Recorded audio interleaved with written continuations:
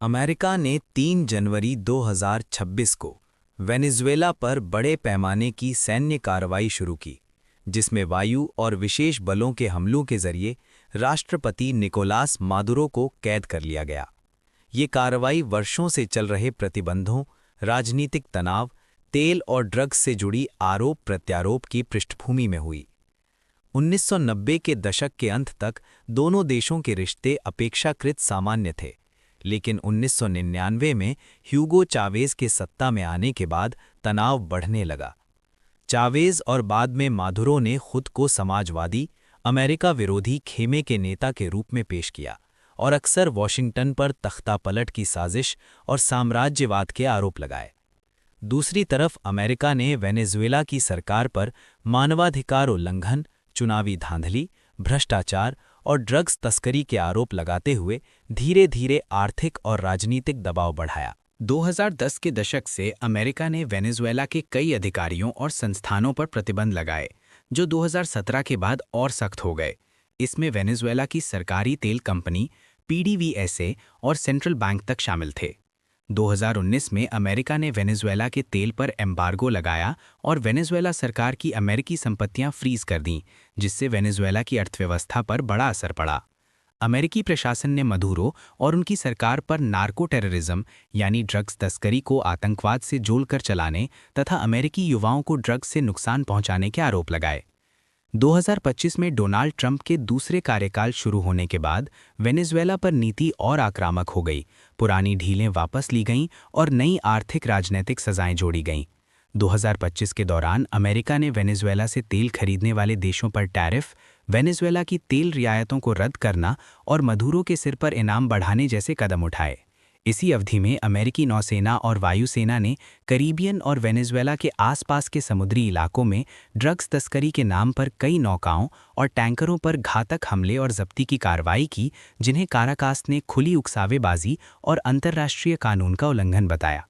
हमले से ठीक पहले की स्थिति 2025 के अंत तक अमेरिका ने वेनेजुएला के चारों ओर बड़ी सैन्य मौजूदगी खड़ी कर दी, जिसमें नौसैनिक जहाज, एयरक्राफ्ट कैरियर और लड़ाकू जेट शामिल थे। ट्रंप ने सोशल मीडिया पर वेनेजुएला को पूरी तरह घिरा हुआ बताया। ड्रग्स तस्करी में इस्तेमाल होने का आरोप लगाते हुए अमेरिकी सेना ने कई नावों पर हवाई हमले किए, जिनमें दर्जनों लोगों की मौत हुई। यह ऑपरेशन लगातार बढ़ती सैन्य झड़पों का संकेत था। दिसंबर 2025 में अमेरिका ने वेनेजुएला के तट के पास एक तेल टैंकर जब्त किया और एक तटीय ढांचे पर हमला किया, जिसे वॉशिंगटन ने बताया ये पहली बार था जब जमीन पर सीधा हमला स्वीकार किया गया। की गिरफ्तारी 3 जनवरी 2026 की सुबह अमेरिका ने वेनेजुएला के खिलाफ बड़े पैमाने पर सैन्य ऑपरेशन शुरू किया, जिसे कई स्रोत लार्ज स्केल स्ट्राइक या व्यापक संयुक्त सैन्य कानूनी अभियान के रूप में वर्णित करते हैं। रिपोर्टों के अनुसार करीब 150 जेट 20 अलग-अलग एयरबेस से उड़े, जिन्होंने वेनेजुएला की राजधानी काराकस और आसपास के सैन्य ठिकानों, एयर डिफेंस सिस्टम और कमांड सेंटर्स को निशाना बनाया। अमेरिकी रक्षा मंत्री ने इसे massive joint military and law enforcement red कहा, जो आधे घंटे से भी कम समय में पूरा हो गया। जोरदार धमाकों और मिसाइल हमलों से वेनेजुएला की एयर डिफेंस काफ़ी हद तक निष्क्रिय कर दी गई। मादुरो की गिरफ्तारी कैसे हुई? हमले के कुछ ही मिनटों बाद अमेरिकी हेलीकॉप्टरों ने काराकस में मादुरो के आधिकारिक निवास के पास लैंड किया।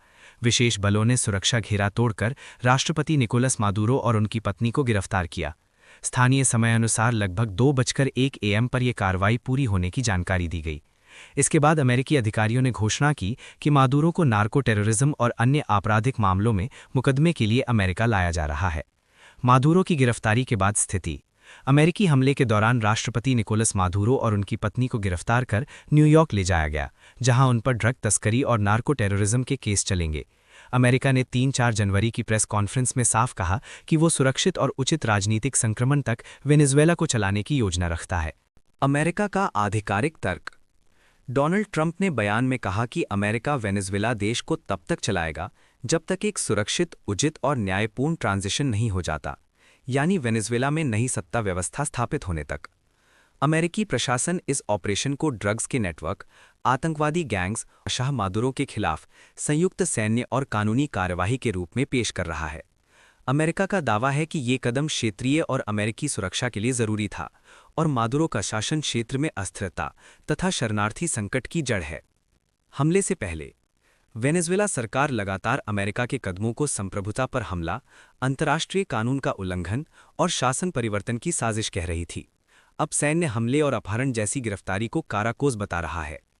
पड़ोसी देश कोलंबिया ने सीमा पर सैनिकों की तैनाती बढ़ा दी है ताकि स्थिति बिगड़ने पर सीमा पार हिंसा या शरणार्थी संकट को संभाला जा सके।